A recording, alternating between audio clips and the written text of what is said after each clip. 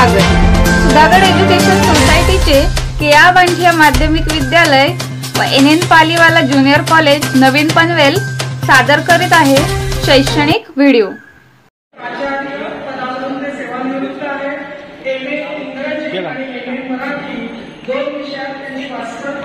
सुरुवातीला नव्हता आदर्श शिक्षक राज्य पुरस्कार महाराष्ट्र शासनाचा त्यांना 2001 साली मिळालेला आहे। पंचायत समिती खंडाळा 1993 साली त्यांना आदर्श शिक्षक पुरस्कार मिळाला। आदर्श निवृत्त मुख्याध्यापक पुरस्कार गुरुवर्य काही द पा तथा बाळासाहेब पाठक कराड स्मृती प्रत्यर्थ हा पुरस्कार त्यांना 2009 मध्ये मिळाला आहे। आदर्श निवृत्त मुख्याध्यापक पुरस्कार त्यांना 2009 मध्ये मिळाला आहे।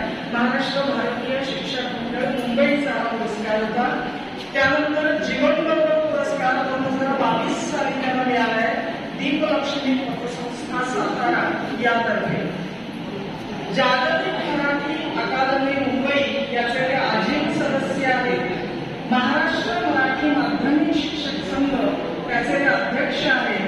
सातारा जिल्हा ग्रंथ महोत्सव समिती याचे ते उपाध्यक्ष आहेत आणि सातारा जिल्हा माध्यमिक व उच्च माध्यमिक शाळा मुख्याध्यापक संघ याचे ते माजी अध्यक्ष होते।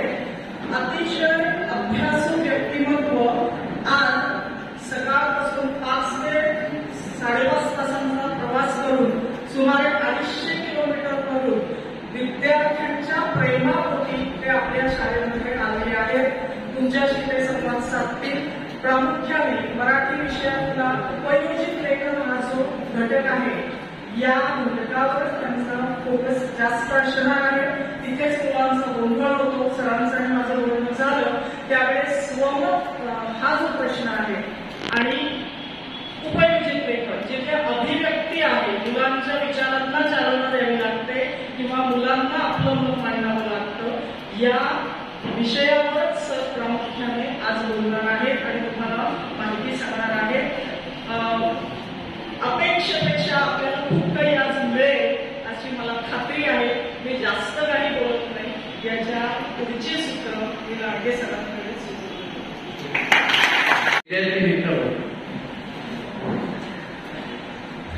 आजचं हे प्रशिक्षण तुम्हाला थोडंसं आगळ्याने वेगळं असं दिसून येईल। त्याचं कारण पण तसंच आहे। पण सुरुवातीला आपण परत एकदा आदरणीय डांगे सरांच्या येण्याने जे काही प्रसन्न झालेलं आहोत तर जोरदार टाळ्या वाजवून त्यांचं स्वागत।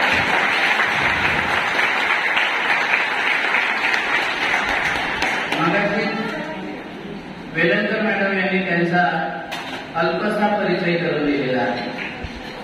खरं तर या व्यक्तीपासून मी खूप प्रेरणा घेतली। यांची 2 वेळा भेट झालेली आहे पण मला खूप काही मिळालं असं मी म्हणेन। 22 वर्ष रिटायरमेंटला झाली आणि तरी सुद्धा ही शाळा रोमामध्ये आहे।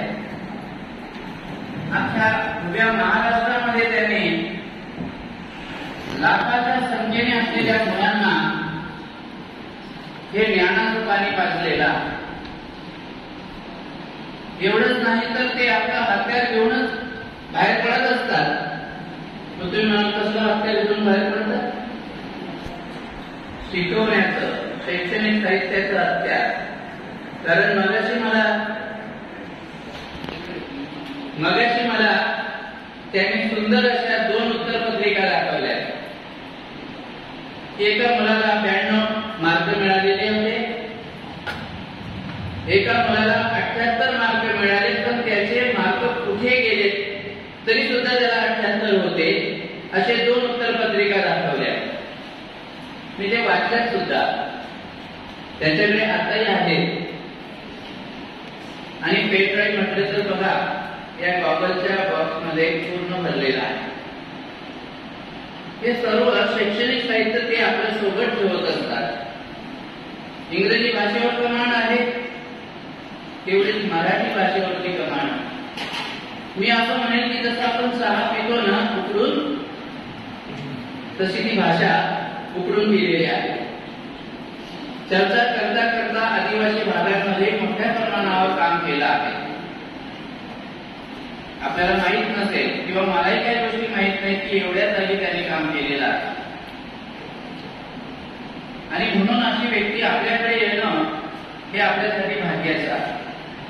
मला सांगा, कोण साताऱ्यावरून इथे या छोट्या कामासाठी येऊ शकतं? कुठे सातारा, कुठे पनवेल, पण आग्रहाने जर म्हणाले की मी तुमच्या मुलांना शिकवणार आहे, त्याच्या आधी मी म्हणालो होतो की सर तुम्हाला यायचंच आहे. मध्ये तरी काही अडचणी निर्माण झाल्या, पण त्याच्यावर आम्ही मात केली. आणि येणाऱ्या व्यक्तीला कोणी थांबवू शकत नाही. त्याचं ज्वलंत उदाहरण म्हणजे आदरणीय लांडगे सर. अनेक क्षेत्रांमध्ये त्यांनी काम केलेलं आहे, पण फोकस मात्र शिक्षणाकडे. शिक्षण विभागाला हलवून सोडलेला आहे. मग ते SSC बोर्ड असू दे, बाल भारती असू दे, शिक्षण संचालकांचा ऑफिस असू दे, JR असू दे, किंवा पुस्तक लेखनाच्या संदर्भातल्या कृत्या असू दे, एकदम गाढे अभ्यासक. आणि अशी व्यक्ती जर मला माझ्या मुलांसाठी मिळत असेल तर मी मनापासून स्वागतच करतो. सरांचं संस्थेच्या वतीनं आणि आपल्या विद्यालयाच्या वतीनं पुन्हा मी एकदा शब्द सुद्धा मी या ठिकाणी स्वागत करतो.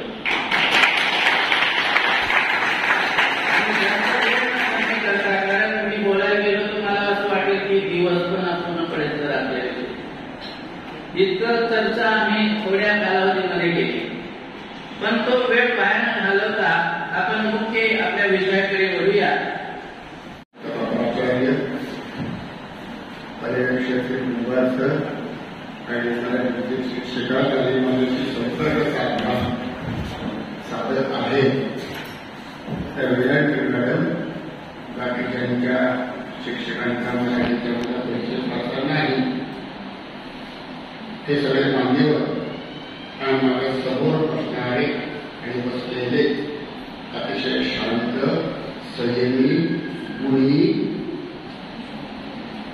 अतिशय मला सर्व प्रकारचं सहकार्य करणारे तुम्ही विद्यार्थी, तुमचं सगळ्यांचं महाराष्ट्र मराठी माध्यमिक शिक्षक संघाच्या वतीनं प्रथम पूर्वक स्वागत करतो.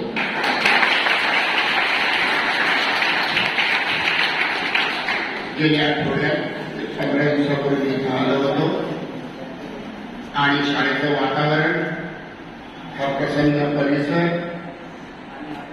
उमेदीचे शिक्षक, धडपड करणारे शिक्षक आणि मराठीसाठी अविश्रांत परिश्रम करणारे माझ्या विषयाचे शिक्षक, या सगळ्यांचा गेल्या 5 तारखेला मला परिचय झाला.